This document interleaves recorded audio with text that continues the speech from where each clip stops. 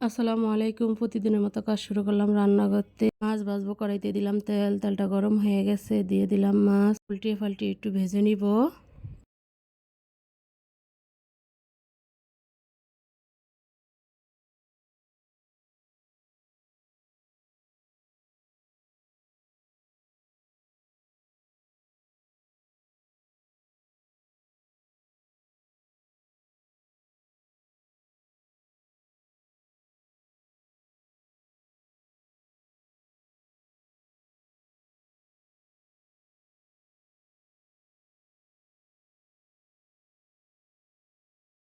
মাছটা ভাজা হয়ে গেছে, এখন তুলে নিব।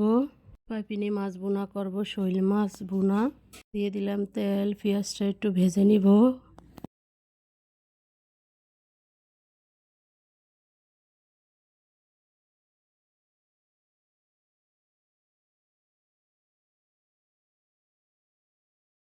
মাছটা ভাজা হয়ে গেছে, এখন একটু পানি দিয়ে দিব। রসুন বাটা, জিরা বাটা দিব, লবণ, হলুদের গুঁড়া, বাটা দিয়ে মশলাটা ভালোভাবে কষিয়ে নিব।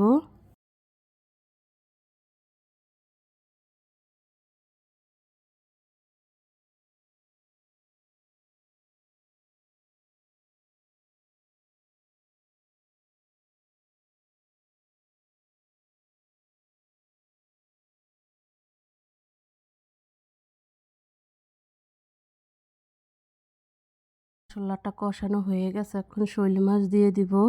ছোট ছোট কেড়ে শোল মাছ ভুনা করতেছি, আর আপনার লেগে ভাজা নিছি। আবার ভাজা ছাড়া খায় নাই। পানি দিয়ে দিলাম, পানি দিয়ে ভালোভাবে একটু কষিয়ে নিব।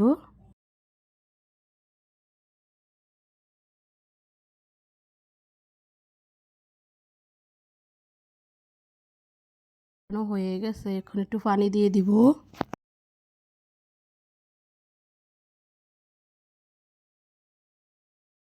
মাছটা বলক করছে, প্রায় ফ্রাই হয়ে আসছে। এখন ধনিয়া পাতা দিয়ে দিব, ধনিয়া পাতা দিয়ে কিছুক্ষণ জাল করব।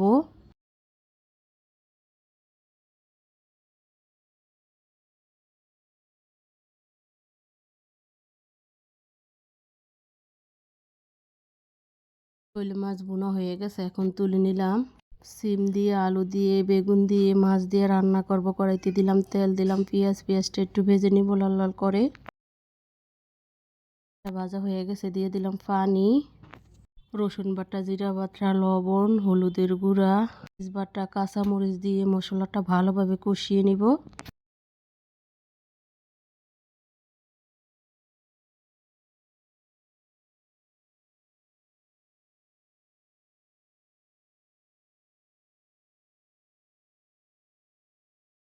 মশলাটা কষানো হয়ে গেছে, এখন তরকারিটি দিয়ে দিব, দিয়ে ভালোভাবে মশলার সাথে কষিয়ে নিব।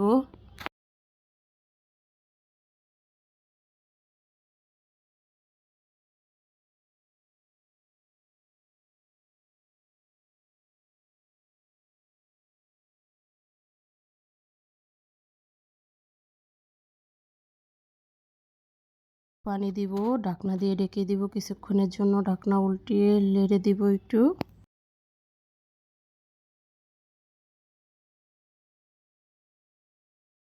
এটা কষানো হয়ে গেছে, এখন মাছ দিয়ে দিলাম, একটু দিয়ে দিব, দিয়ে একটু ভালোভাবে কষিয়ে নিব।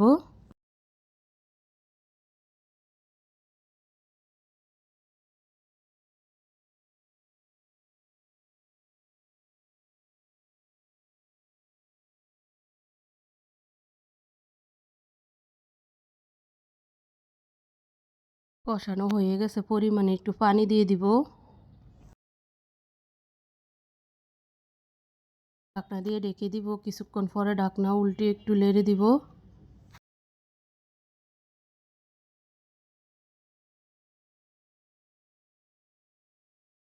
এটা প্রায় হয়ে আসছে, এখন ধনিয়া পাতা দিয়ে দিব। ক্ষণের জন্য জাল করব।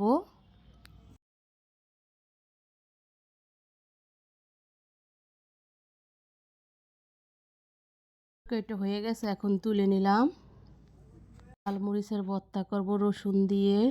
ভর্তাটা করতেছে।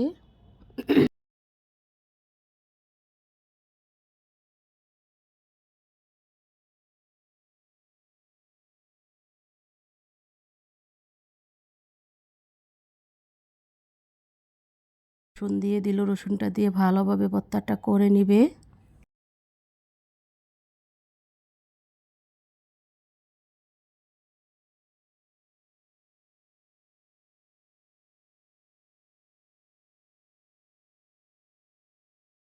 যে দেশি বিলাতি ধনিয়া পাতা দিয়ে দিছে, ধনিয়া পাতা দিয়ে ভর্তাটা করলে অনেক মজা হয়।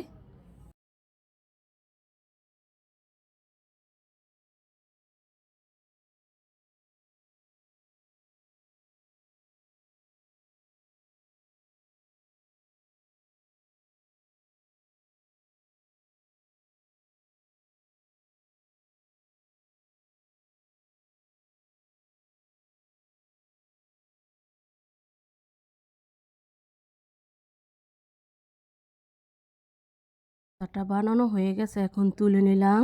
নারকেলের ভর্তা করব কাঁচামরিচ দিয়ে। কাঁচামরিচ দিয়ে দিলাম, লবণ দিয়ে দিলাম। এগুলো আমি ভালোভাবে বেটে নিব। রসুন দিয়ে দিলাম হালকা একটু, রসুনটা শুদ্ধ বেটে নিব। নারকেল দিয়ে দিলাম, নারকেল দিয়ে ভালোভাবে বেটে নিব।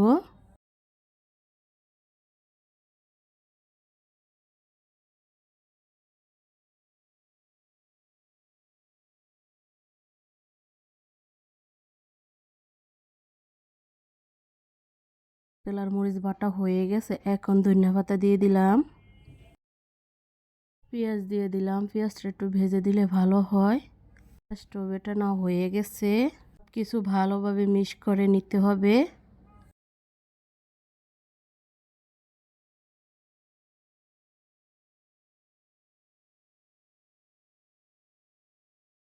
আটা বানানো হয়ে গেছে, এখন তুলে নিব।